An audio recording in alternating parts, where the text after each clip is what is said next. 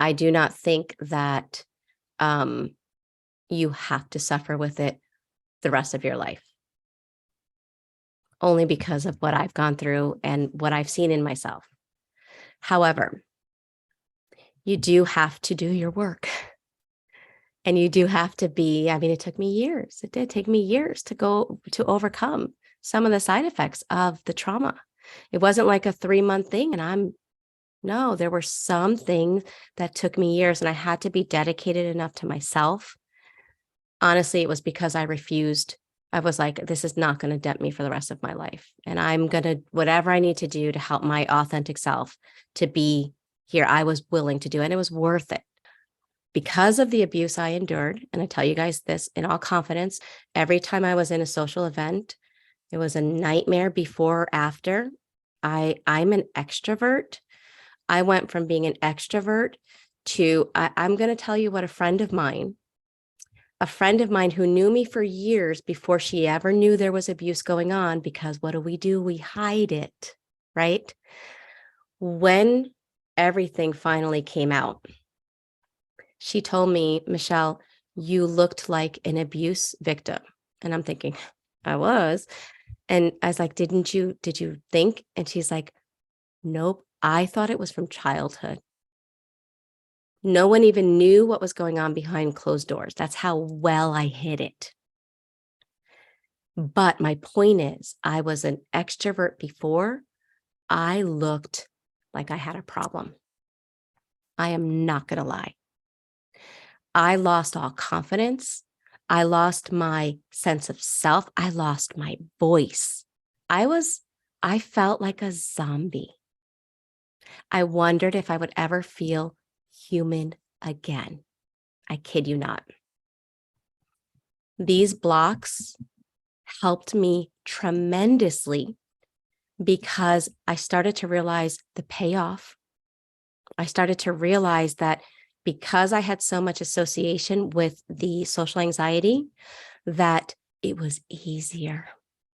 I didn't realize that the social anxiety was now helping me to not have to get back to me, so to speak. That was a big awakening. That was one thing. I'm actually going to go through the questions again. The next one, the benefits. I realized the benefits, I was judged so much, and in ways that I look back and I think, Michelle, how could you not understand what was going on? Like even spiritual abuse of using the Bible against you, and really feeling like convincing me I was bad and evil, to the point that when people would talk about spiritual things, I would almost vomit, not because I was against spiritual things, because I was convinced of how evil and bad I was. So I realized that the benefit of having the social anxiety was I wouldn't have to be in certain situations that would make me feel that again. So all of this was coming up. Now, I'm not going to lie, when I did this work, everything I have you guys do, I did it. I'm not telling you guys to do what I didn't do. It was big when I saw these blocks. When it was on a scale of 1 to 10, consciously I wanted a 10, but then I thought, well, that means I'm going to have to go out in public. That means I'm going to have to stop isolating. That means I'm going to have to do this. That was rough. When you learn how to work with the subconscious, it really helps. One of the biggest things, shifting your focus. So again, just sharing this last piece with social anxiety. There was a big piece of me that thought I needed the external to confirm it for me to feel like I was okay. Well, if these certain parameters are met where I don't look abused, where I actually feel normal, where I can just feel like myself, and then people see that, then I can be it. My brain was focused on the external. I had to change my focus and be like, well, wait a second. How do I see me? So in the beginning, it was looking at that 1 minute where I felt human.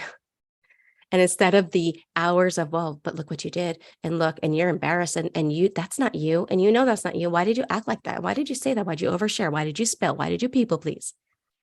I'd be like, nope, look at that 1 minute. Wow. And taking my subconscious and being like, look at that. That 1 minute grew to an hour. that grew to that, and now it's gone. So it works, but we have to actively train our subconscious because somebody else trained it. Why did I develop that anxiety? Because it was conditioned. Being around people, bad, danger, something bad happens. It was conditioned. It wasn't how I was born. And so we have to do the work to recondition ourselves with the paired associations that we want. So I hope by sharing that, that can inspire you guys a little bit. Am I going to say there were times it was always easy? No, it wasn't easy. There were times where I just had to just love myself, not when I overcame the anxiety, as who I was going through it and working through it. Loving myself on the journey was what helped me to keep going. If you wait for the external, if you wait for you to resolve and then be loving and kind to yourself, it won't work.